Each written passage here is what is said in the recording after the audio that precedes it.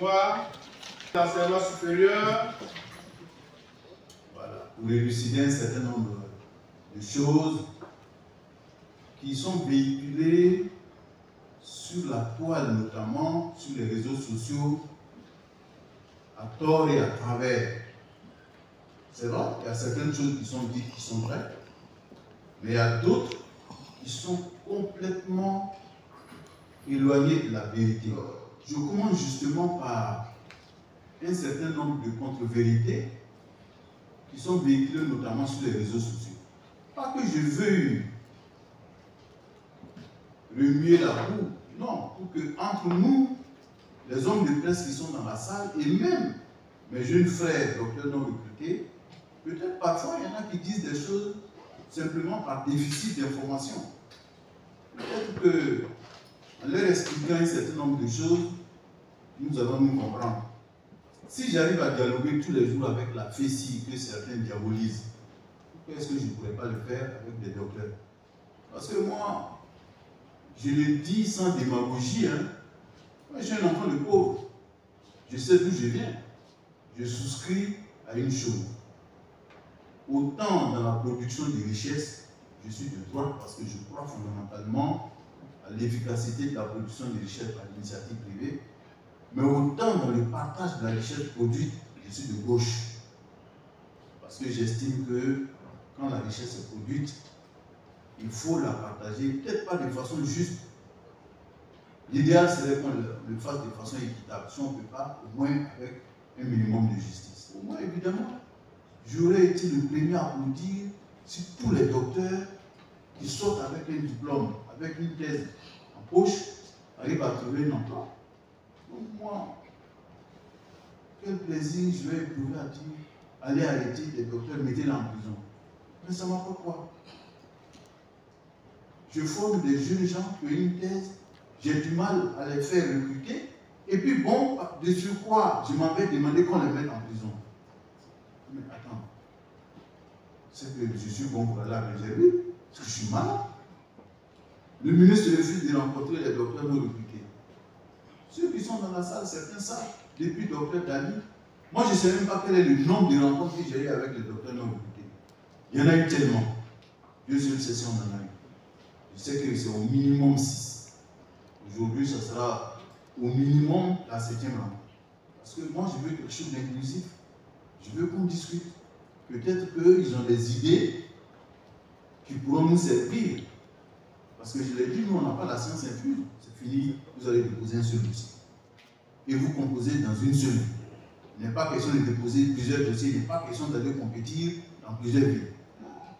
Vous avez dit que l'écrit, ça vous dévalorisait, ça donnait l'impression que vous êtes... J'ai dit, ok, moi, je n'ai pas de problème. Je vous écoute. Si l'écrit ne vous arrange pas, on fera l'oral. Et puis, on en fait l'oral. C'est aussi simple que ça. Là aussi, je vous ai écouté, vous l'avez dit, j'ai appliqué, parce que j'ai trouvé que bon, c'est vous qui êtes les premiers concernés. Si vous estimez que c'est mieux de faire à l'oral qu'à l'écrit. C'est vrai qu'au passage, j'ai attiré votre attention que l'écrit était mieux pour vous. Et je vous ai dit pourquoi. Parce que je vous ai dit à l'écrit l'avantage que vous avez premièrement, vous êtes tous interrogés sur le même sujet. Donc, d'un candidat à l'autre, il n'y a pas de différence.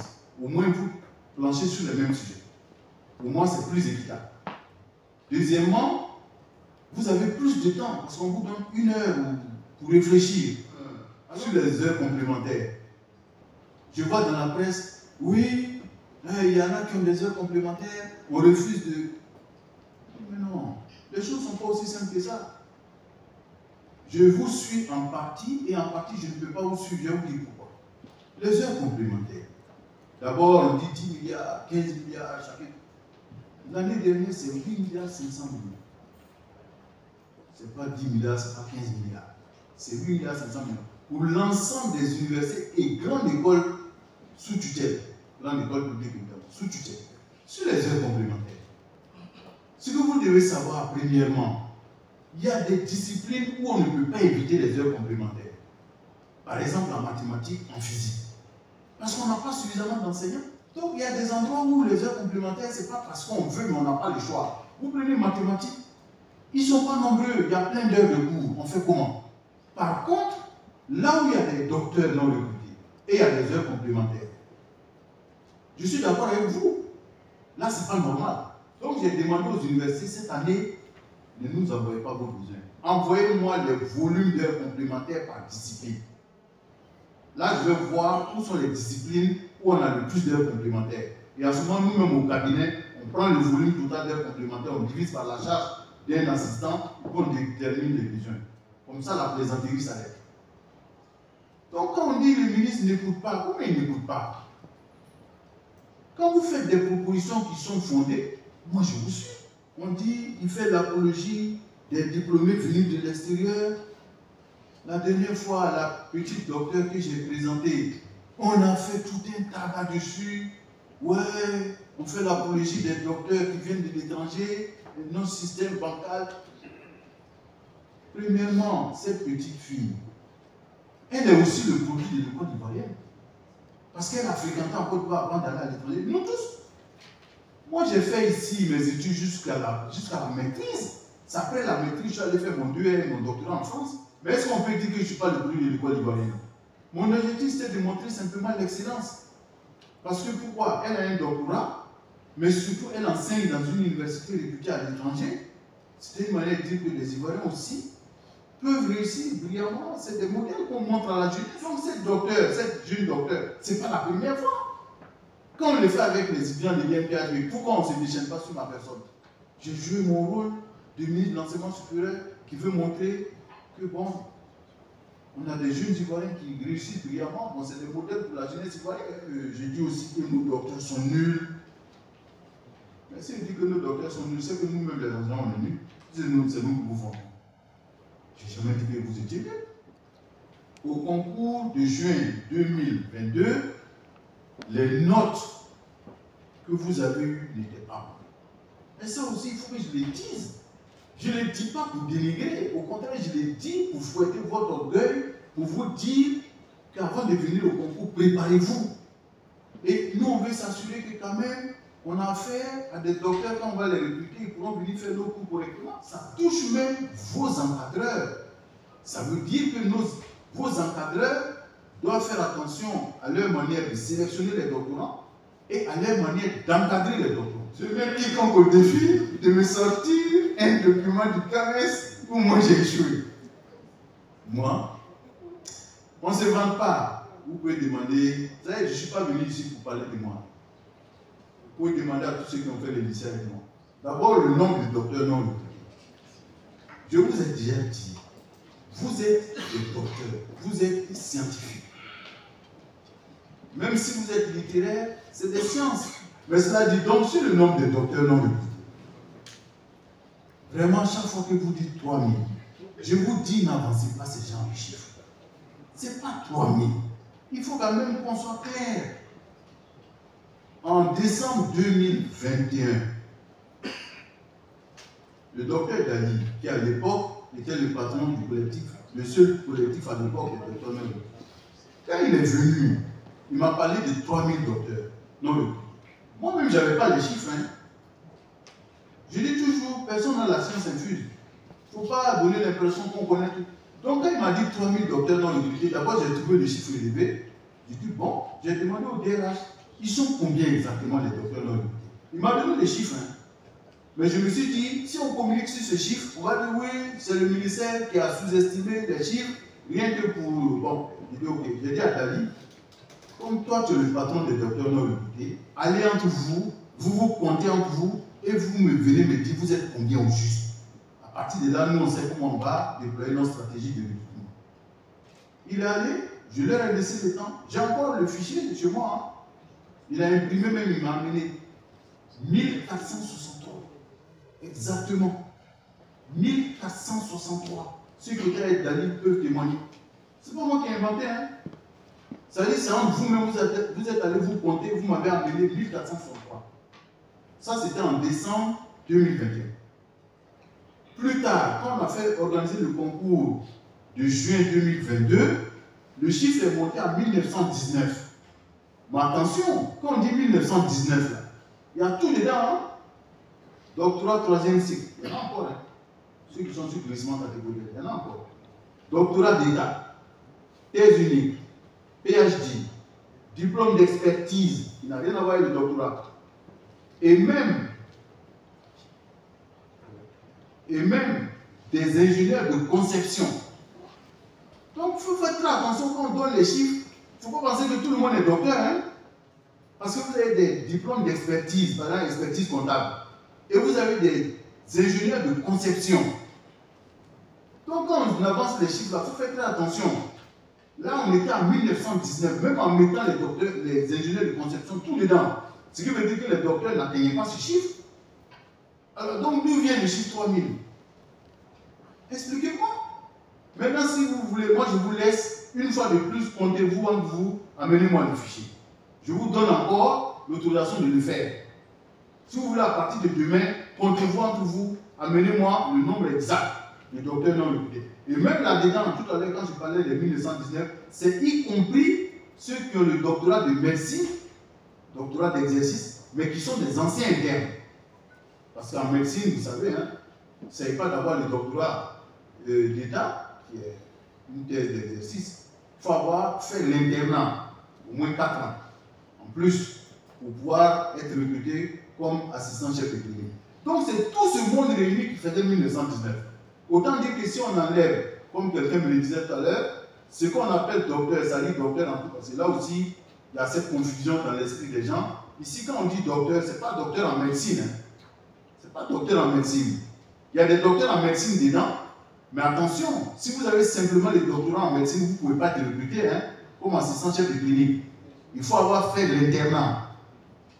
Mais donc, quand on parle de docteur, c'est docteur en histoire, docteur en géographie, docteur en mathématiques, docteur en philosophie. C'est tout ça réuni, hein. Parce que souvent, les gens, oui, mais c'est pas possible, on construit des hôpitaux et puis il y a des docteurs non recrutés. Oui, mais non, ça n'a rien à voir. On fait une confusion en intellectuelle. On était en 1919, y compris donc ceux qui ont le doctorat de médecine et qui ont fait internat, y compris les ingénieurs de conception. Donc, d'où vient le chiffre 3000? Ça vient d'où? Vous n'avez pas 3000. Pourquoi vous voulez forcément qu'on dise que vous êtes 3000? Il faut qu'on dise le chiffre réel.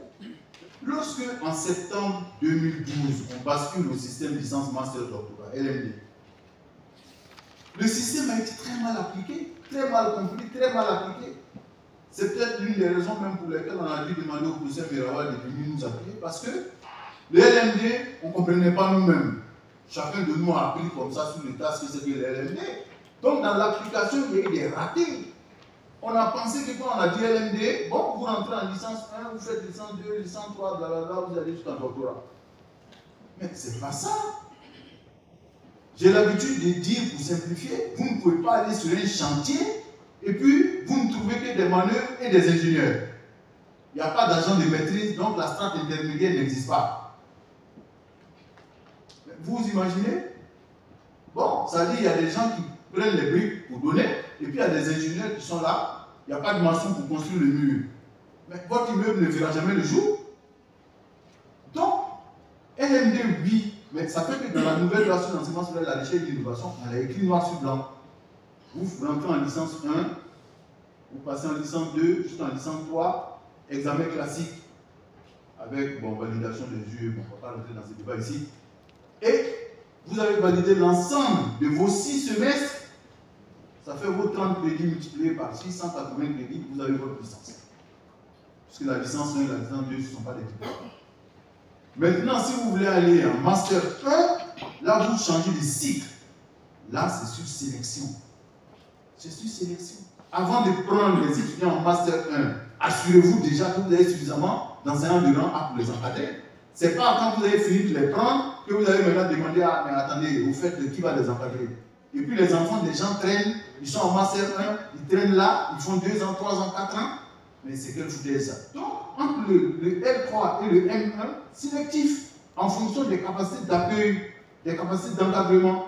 Et même on peut aller plus loin en fonction des capacités d'absorption du marché de l'emploi.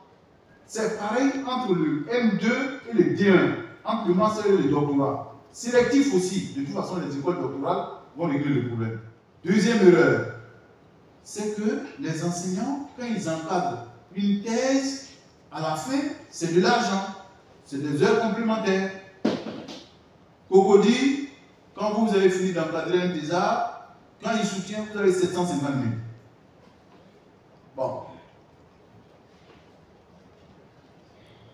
Vous avez l'université Namibia-Bogoa, là c'est 1 million.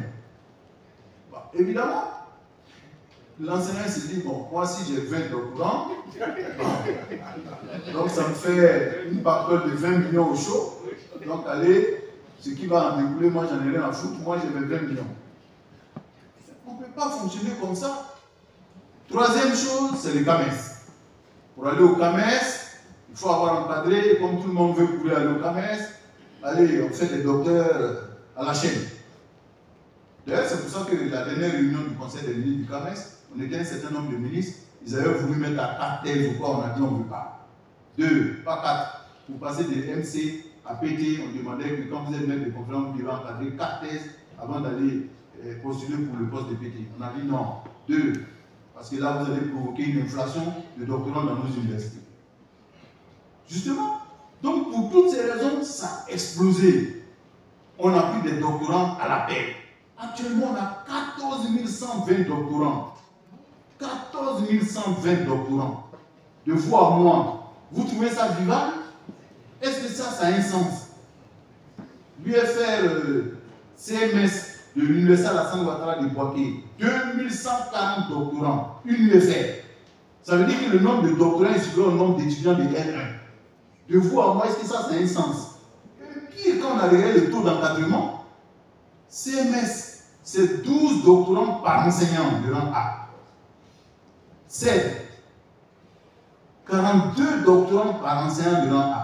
On m'a même dit qu'il y a un qui bat les records, lui, seul a 80 doctorants. 80 doctorants. Un seul enseignant.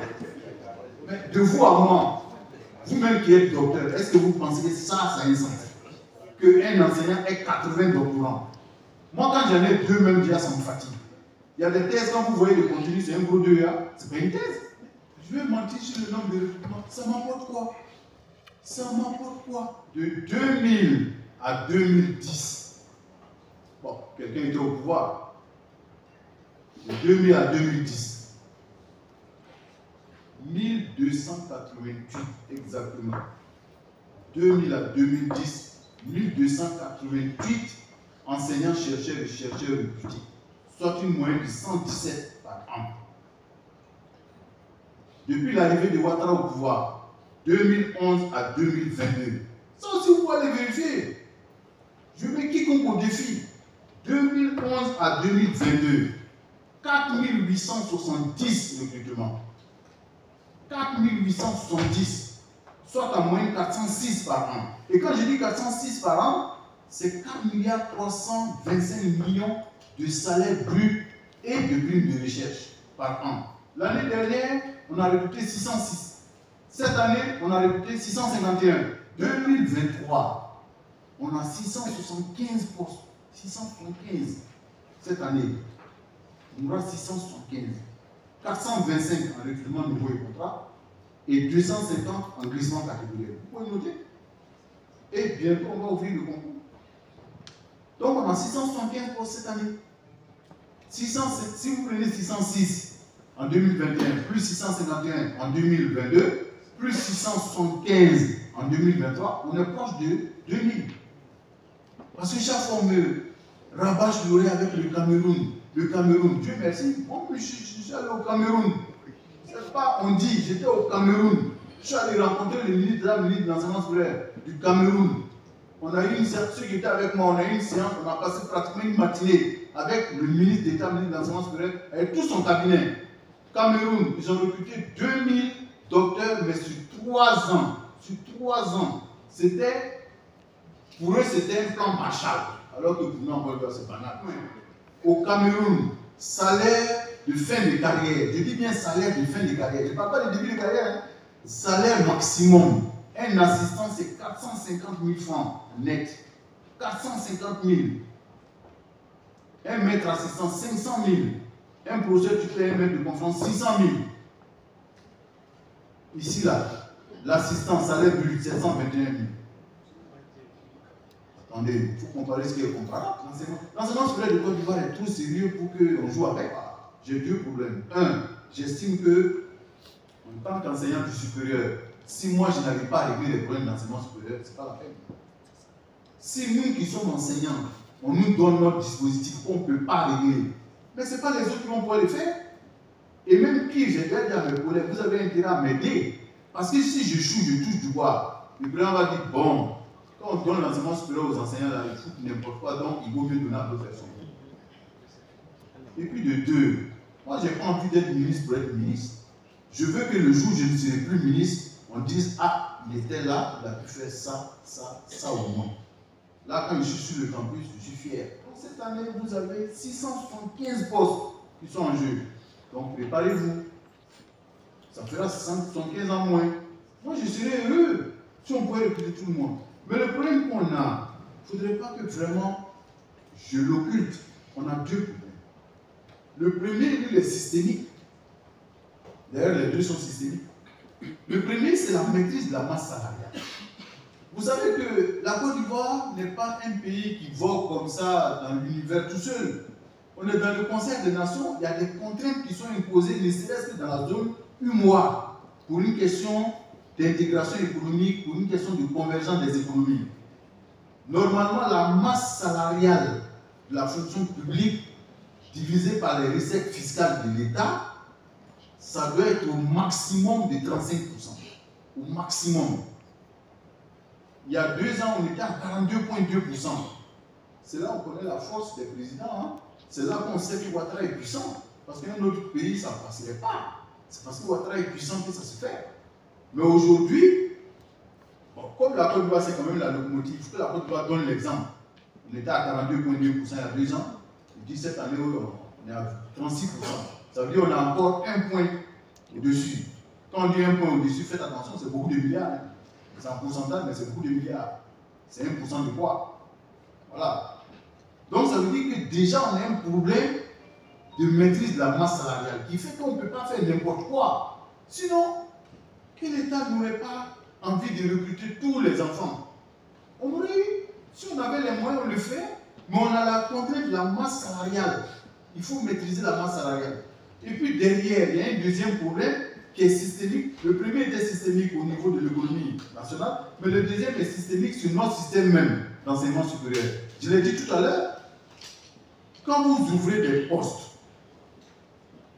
vous recrutez en fonction des besoins, donc en fonction des disciplines. Laissons même les spécialités, prenons les disciplines.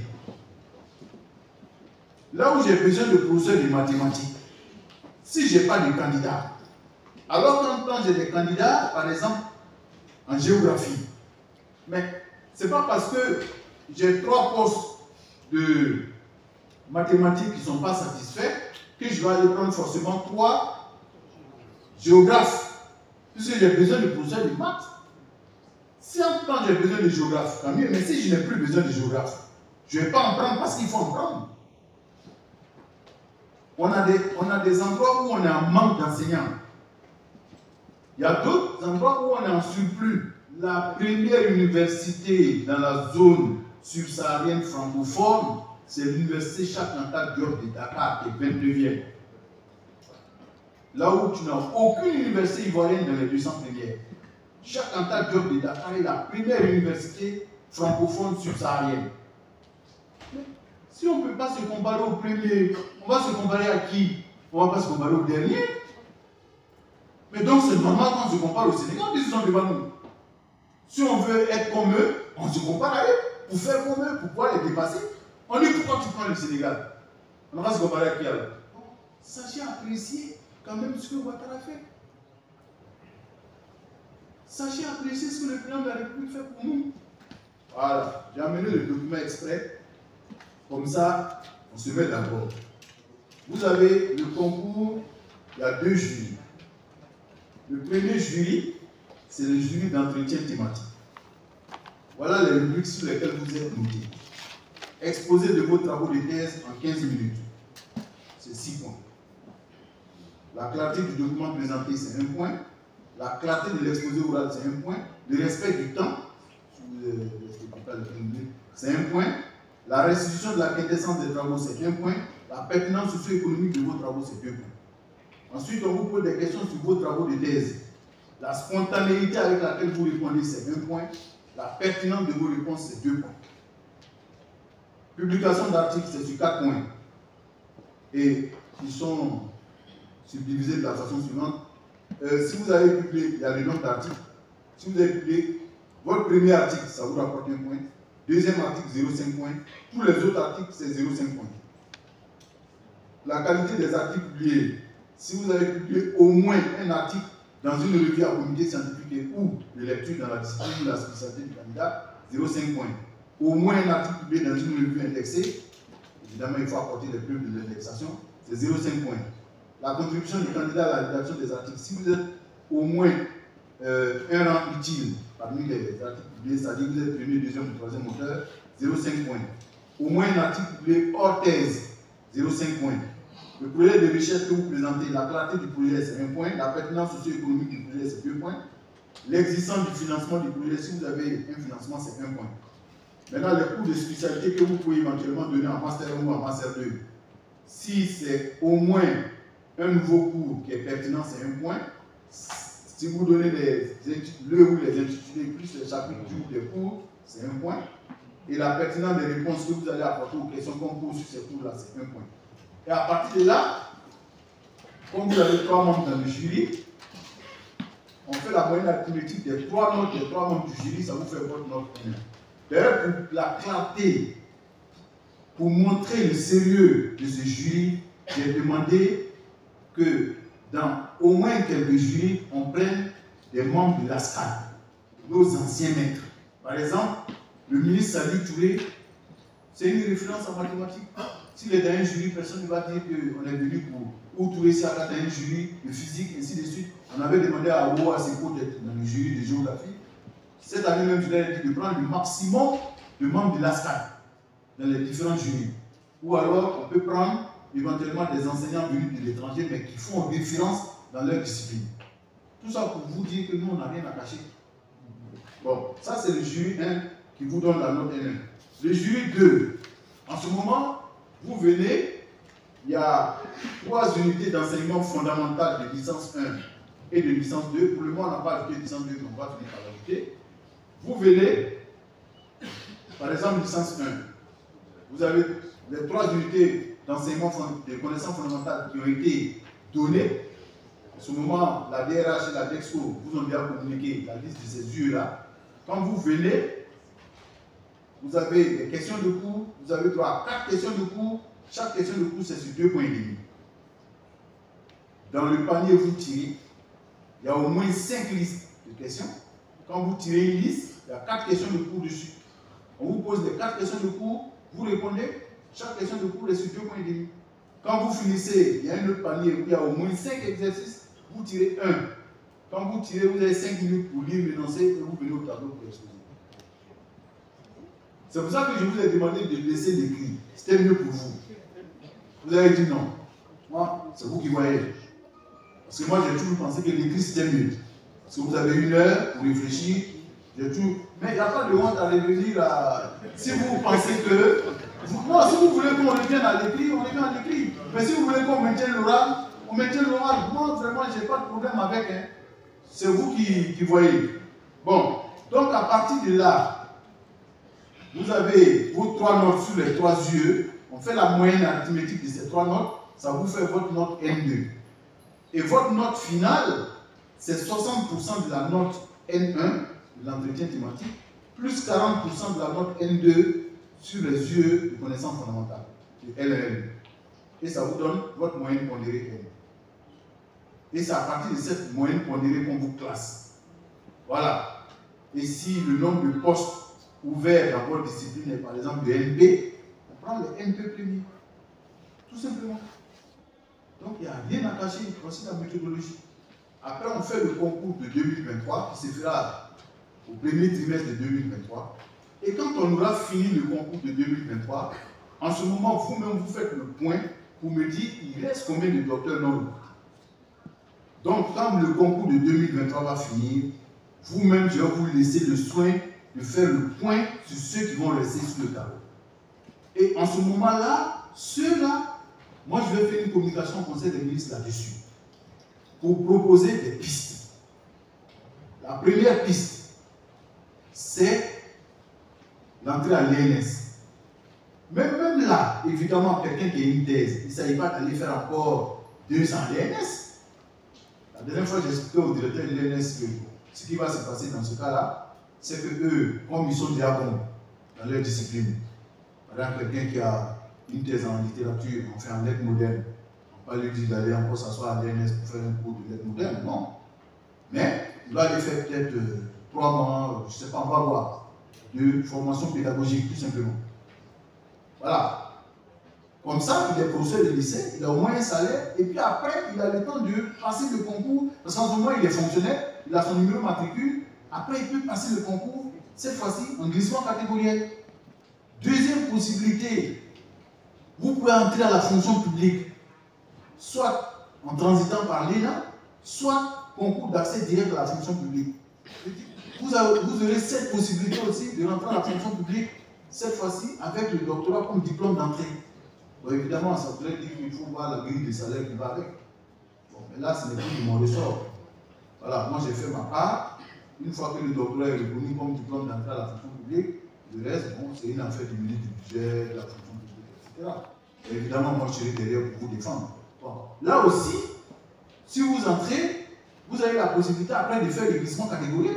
Parce que vous avez la possibilité après de passer le concours pour passer, si vous êtes dans une administration, si vous vous sentez bien là-bas. Maintenant, si vous avez toujours envie d'aller à l'enseignement supérieur, vous pouvez passer le concours à nouveau pour passer par glissement catégoriel. Donc, deuxième possibilité.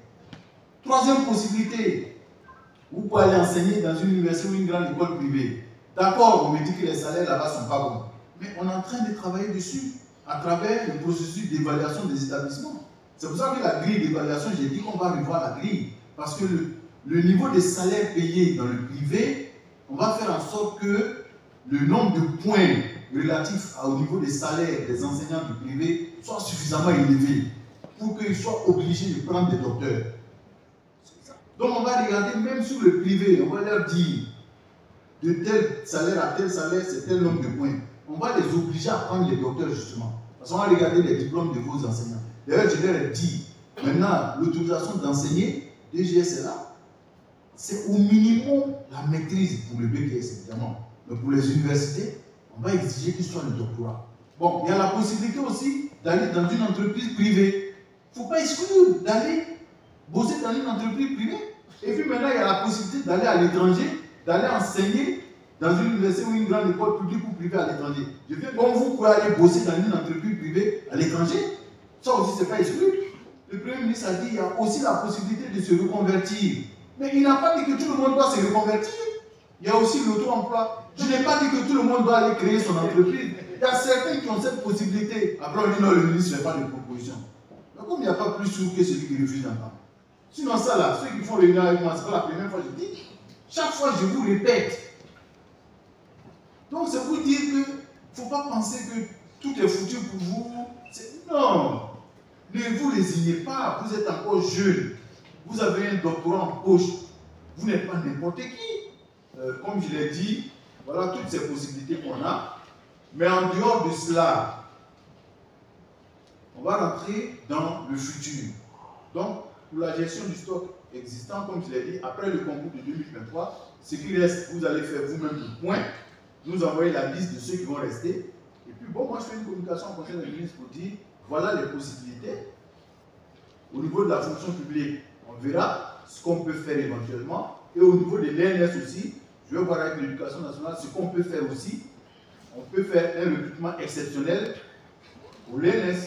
Passons d'abord le concours de 2023. Après le reste, on verra ce que le gouvernement peut éventuellement faire. Et puis bon, ce que le privé, on aurait une réunion avec la CGSI par exemple pour voir est-ce qu'au niveau du privé, il ne peut pas nous donner un coup de main pour prendre certains docteurs non recrutés. C'est comme les établissements privés, les universités et grandes écoles privées. Je vais être très clair dessus pour l'avenir, pour éviter qu'on continue dans ce problème. Chaque fois, je parle des écoles doctorales. Même là, nous, on va créer nos écoles doctorales. Le décret est déjà prêt. On va faire quelques ajustements là-dedans, mais on le présentera au Conseil des ministres lorsque la loi sur l'enseignement supérieur, la recherche et l'innovation aura été adoptée en définitive au Sénat et promulguée. simplement parce que le projet de décret sur les écoles doctorales vise cette loi. Mais, quand on va créer donc les écoles doctorales, pour chaque école doctorale, pour chaque année, on déterminera le nombre de doctorants qui y entrent, en tenant compte des possibilités de recrutement demain. Mais évidemment, on ne va pas s'arrêter uniquement au recrutement à la fonction publique. C'est des simulations qu'on va faire. On va se dire qu'on a 3 ans qui vont finir. Bon, il y a combien qu'on pourra recruter comme assistant-chef de clinique et attaché de recherche.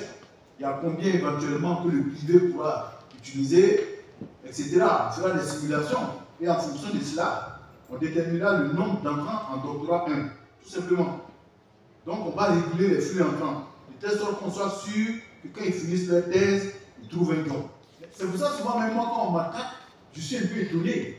Je dis mais moi je ne suis que le ministre de l'enseignement supérieur. Moi mon rôle c'est de vous former. Mais mon rôle n'est pas de vous recruter. Je recrute ceux qui sont enseignants, chercheurs et chercheurs, c'est tout. Mais le reste, ceux qui veulent aller dans le privé, qui veulent aller à l'étranger, c'est pas moi qui gère ça. On n'a jamais dit qu'un ministre de l'enseignement supérieur, quand il forme, il doit recruter. Sinon, ceux qui ont le master vont dire de les recruter. Ceux qui ont le BTS vont me dire de les recruter. Moi, mon rôle, c'est former. Mais même les postes budgétaires, quand on m'attaque dessus, mais ce n'est pas moi qui définis les postes budgétaires. C'est le ministre du budget qui me dit, voilà le nombre de postes budgétaires que j'ouvre cette année pour les recrutements nouveaux. Et le ministre de la fonction publique me dit, voilà le nombre de postes budgétaires pour les recrutements catégoriels. Et moi, je prends. Moi, tout ce que je peux faire, c'est plaider pour qu'on augmente le nombre de postes budgétaires. Mais le problème, c'est que je sais que les 2 ministres en question, eux aussi, ils ont des contraintes, puisqu'ils doivent maîtriser la masse salariale sur les écoles doctorales. Une fois qu'on les a créées, il y a un autre problème qui va se poser. Ce sont les 14 120 doctorants auxquels il faut ajouter ceux qui... Bon, c'est vrai, on va dire ça comme ça, parce qu'il y en a qui vont rentrer cette année, mais il y en a qui vont sortir en temps avec la thèse. Bon, mettons 14 120. Si vous voulez, même on enlève ceux qui font les thèses d'exercice en sciences de la santé, c'est-à-dire médecine, pharmacie, docteur. Même si on les enlève, ça fait 12 400. Bon, prenons même les 12 400. Supposons que ceux qui sont en sciences de la santé, quand ils finissent, de toute façon, soit ils intègrent la fonction publique ou ils ont des cliniques privées, c'est ceux, mais même là encore, il y en a qui vont en internat, qui reviennent pour postuler pour les postes d'assistant-chef de clinique. Mais soit dit en passant, ce stock-là, qu'est-ce qu'on va faire? Je préfère le dire dès maintenant parce que je sais que sur les réseaux sociaux, on va m'attaquer encore dessus. Mais je préfère le dire. Mais on ne pourra pas les prendre tous dans nos écoles doctorales. Non. Donc ce qu'on va faire, chaque école doctorale va définir les critères d'accès. Et ceux qui sont déjà en thèse, ils vont les tamiser et les meilleurs seront autorisés à s'inscrire dans les écoles doctorales. Le reste, on va les traiter comme tout à l'heure. C'est autre. Actuellement, on a enseignants, chercheurs et chercheurs, tout confondu. On est à 5 592 actuellement. 14 120 doctorants. C'est-à-dire que même si on met tous les enseignants, chercheurs et chercheurs à la retraite, puisqu'ils sont 5 592, vos 14 120 doctorants là, on ne peut pas les prendre tous. On ne peut pas. Puisqu'à cela, il faut ajouter les docteurs non recrutés que vous êtes.